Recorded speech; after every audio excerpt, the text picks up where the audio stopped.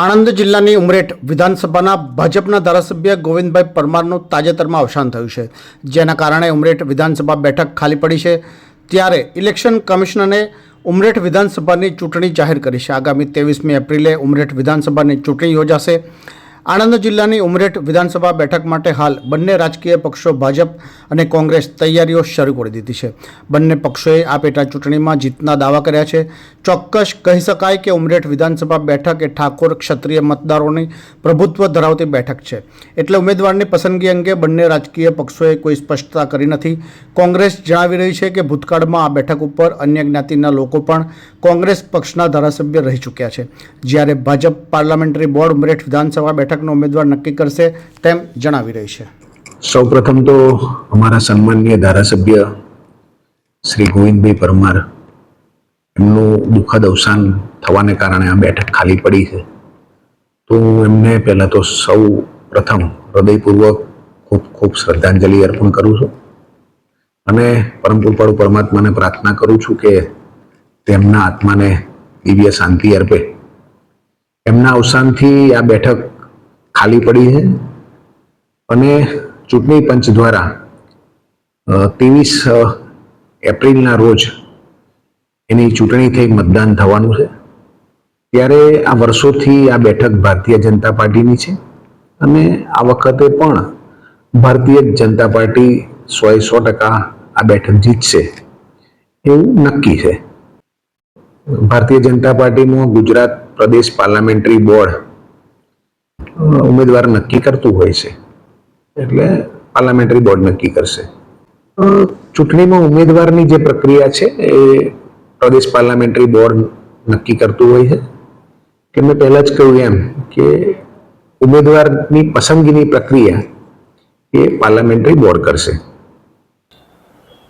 સ્વર્ગસ્થ એમએલએ ગોવિંદભાઈના નિધન બાદ જ્યારે ઉમરેઠ વિધાનસભાની પેટા ચૂંટણી જાહેર થઈ છે, ત્યારે આ ખાલી બેઠકમાં કોંગ્રેસ પોતાની વિચારધારાથી મજબૂત રહી અને સંગઠનને સાથે રાખીને આખી ચૂંટણીનું વ્યૂહરચના કરશે।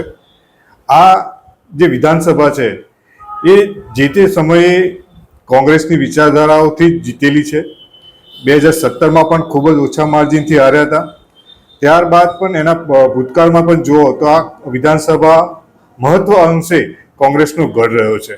તો આ વખતે પણ જે ગામડાઓની પરિસ્થિતિ છે, જિલ્લા પંચાયત તાલુકા પંચાયતમાં જે લોકોના પ્રશ્નો છે, એ સમગ્ર વાતાવરણને અમે જ્યારે નજીકથી જોયું છે, ત્યારે લોકોનો એક કોંગ્રેસ તરફનો પ્રવાહ છે અને જ્યારે આવી મધ્યસ્થની વચ્ચેની ચૂંટણી આવી છે, ત્યારે આ લોકો કોંગ્રેસને વિજય બનાવવા માટે ચોક્કસ અત્યારે આતુર છે। સાથે સાથે જ્યારે ઉમેદવારની પસંદગી પણ વાત આવે તો કોંગ્રેસ એવા ઉમેદવારની પસંદગી કરશે કે જે લોકોની ચાહનાવાળો છે, લોકોની વચ્ચે રહેનારો છે, લોકસંપર્ક વધારે હોય અને લોકોને ગમતો, અને ખાસ કરીને આ પસંદગી હવે જ્યારે લોકો તરફથી આવે એવી અમે આશા રાખીશું। ત્યાંના સ્થાનિક આગેવાનોને, જિલ્લા પંચાયત તાલુકા પંચાયત અને 3 નગરપાલિકાઓ જ્યારે એમાં આવતી હોય તો આ બધાને સાથે એમનો સેન્સ લઈ અને એનો ઉમેદવાર પણ અમે સારો એવો નક્કી કરીશું અને જિલ્લાના તમામ આગેવાનો આ વિધાનસભા જીતવા માટે એમને પણ કામગીરી સોંપી અને બૂથ વાઇઝ નાનામાં નાના કાર્યકર સુધી પહોંચી અને આ વિધાનસભા જીતવા માટેની અમે કારગર નીવડીશું એવી અમને આશા છે। આપની વાત સાચી છે કે જ્યારે પસંદગી આવે ત્યારે દરેક પહેલુંને ધ્યાનમાં રાખવામાં આવે છે, પણ ફક્ત જ્ઞાતિગત સમીકરણો પણ એક આનો મૂલ્ય નથી હોતું। લોક સંપર્ક કેટલો છે એ આગેવાનનો એ પણ માન્ય રાખે છે। એટલે ખાસ કરીને એ ક્ષત્રિય સમાજ, ઠાકોર સમાજ કે પાટીદાર સમાજ કે બ્રાહ્મણ સમાજ, આ જીતમાં ભૂતકાળમાં પણ બ્રાહ્મણો સમાજના પણ ધારાસભ્યો રહ્યા છે।